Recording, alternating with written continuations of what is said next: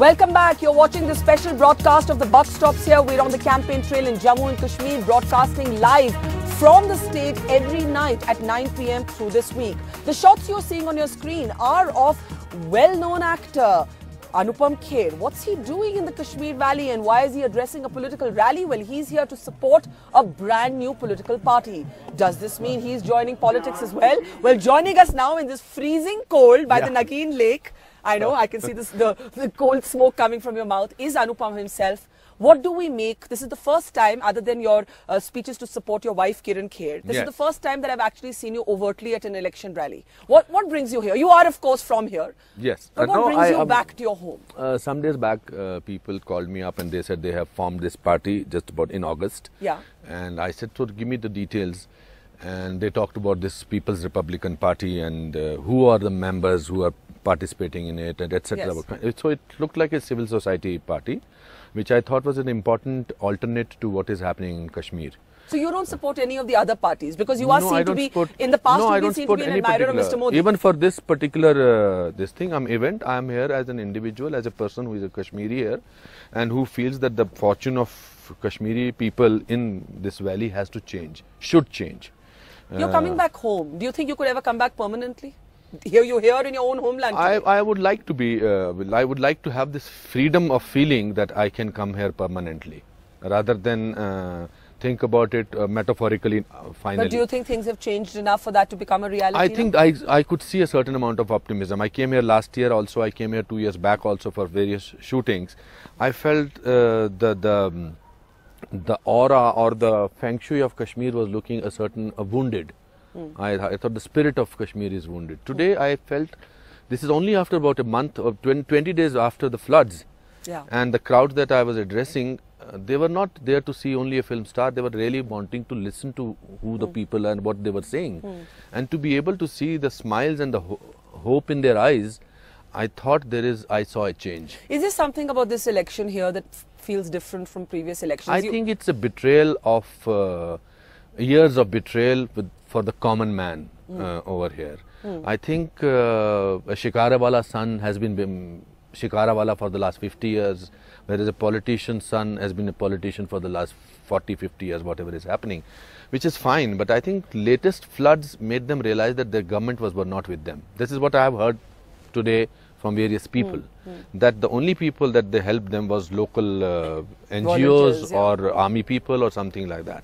But can I ask you to talk a little bit about what also makes this election different is the BJP making a very strong push to grab political power in the state this time. They actually feel they have a fighting chance. Do you believe they have a fighting chance? I think so. I think BJP has a fighting chance almost all over the place, because there is a man who has given aspirational feel to the whole world, to all the Indians, and he comes across as not a talker who is a doer. And I think Kashmiri people also feel that he can do something for them. So then why didn't you come here if you feel that way and support the BJP candidates? You went to because this I am political out of politics. Because as an actor who has been working here for a long time, as a Kashmiri, I will make much more sense than if I join a party. And if I don't want to do that. Anupam, how do we... And it's not a diplomatic answer. I was just going to say that are you being politically correct No, it's not a diplomatic. I don't have to be diplomatic. I don't have to be politically correct. If I want to join, I will tell you first, I'm joining politics, let's do an interview together. Okay, I'll keep that in mind and follow you up on that. But let me ask you, there are very volatile differences on key issues here. We were just debating Article 370. Nobody agrees on what the BJP had one position. It's now accused of toning down. All the other parties in the valley say we don't want it to go. There's the Armed Forces Special Powers Act. It sees a similar division. There are differences, key differences between Kashmiri Muslims and Kashmiri Pandits on issues of national importance. All of these issues that I've listed. So how do you see these debates on 370, on the Armed Forces Special Powers Act? I think these differences are mostly between politicians, between some policy makers and also media. They're not between people? I don't think people of this valley or people of Jammu and Kashmir are actually interested in all those things. They want their lives to be better. They want their infrastructure to be better. They want the roads to be better. They want jobs. They want their less corruption in this place. I don't think it makes such a difference to their life that whether this party, what has happened? Earlier Congress and PDP were together, then Congress and NCP are together. Somebody was telling me in the car that who is going to form the government? You know, usually Congress, PDP. So it's the whole thing. That's why it's important to have a change. That's why this quality of Mr. Modi making an inroad by delivering. So I think that makes a difference. I think Article 370 can be debated, but what have the people of this city benefited for anything? Let me ask you. From Article 370? For anything. From Article 370 being ruled by so-and-so, being ruled by so-and-so. Nothing. Are you disappointed that the BJP, Mr. Modi's first speech did not make any mention of 370, though its manifesto in the Lok Sabha election was committed to scrapping I feel Mr. Narendra Modi is smart enough to sort of know what he's going to say and when is he going to say. So I don't want to question his intelligence. If he did not say, maybe he has a plan in his mind. But who you and me can sit down and interpret Article 370, but the person who is driving my bus or driving my car is not interested in. He's wanting his life to be better. So this is an interesting thing for intellectual or pseudo-intellectuals to talk about. You're saying it's a non-issue for voters? You don't think it has a symbolic value on all sides? What is symbolic? What is symbolism in with their life not changing at all? Special status to the city is basically, to this state is basically Article 370. Yes. But special status has helped whom? Politicians or the common people of this place? If it had helped them, then we would have not seen this crisis. This would have been a most amazing place. Well, it's still a pretty amazing place in terms of wounded. It's wounded. Yeah, it is wounded. It is wounded. Yeah. Talk a little bit about your own roots here on a personal note as we end. You won't believe, I was coming with my friend Ashok Pandit and we were flying, and then I saw this whole place. My whole body reacted to it.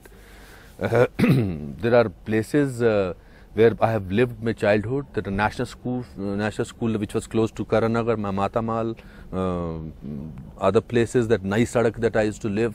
There was and let me tell you that the togetherness of Muslims and Pandit was unbelievable.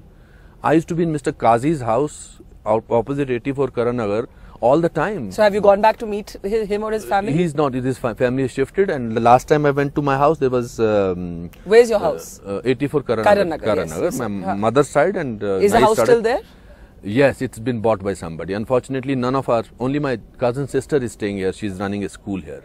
So coming here was meeting life. I'm not being poetic about it, but literally meeting life. What is your abiding memory? A story by my aunt narrated to me on the phone that my mama had collected all his life, whatever money that he had, and wanted to build a house for his wife and his family in Gupkar Road, 19 Gupkar Road, I think. I remember the address. And unfortunately, when the house got ready, this whole thing, insurgency started. And they started getting these calls that you have to leave this place.